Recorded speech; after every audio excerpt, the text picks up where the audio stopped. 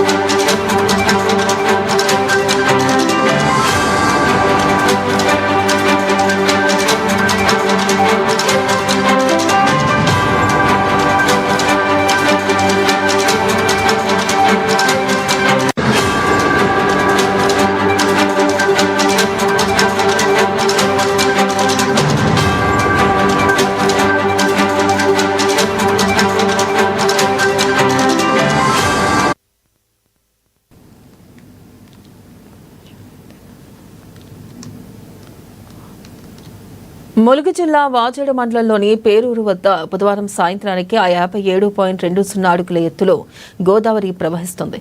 ఎగువ ప్రాంతం నుంచి వస్తున్న ప్రవాహంతో 163వ నెంబర్ జాతీయ రహదారి రేకుమాకు గండి వద్ద నీట మునిగింది. ఇక దీంతో తెలంగాణ, ఛత్తీస్గఢ్ రాష్ట్రాల మధ్య రాకపోకలు నిలిచిపోయాయి. గంటకు పెరుగుతున్న ప్రవాహంతో వాజేడు మండల కేంద్రంలోని గృహాలు, ప్రార్థన ఆలయాల చుట్టూ వరద చేరింది. తీవ్రతను గుర్తించిన అధికారులు 15 కుటుంబాలకు చెందిన 34 మందిని పునరావాస కేంద్రానికి తరలించారు. ఏటూరు నాగారం మండలంలోని రామనగూడెం వద్ద 16 మీటర్లకు వరద చేరడంతో అధికారులు రెండో ప్రమాద హెచ్చరికను జారీ చేశారు.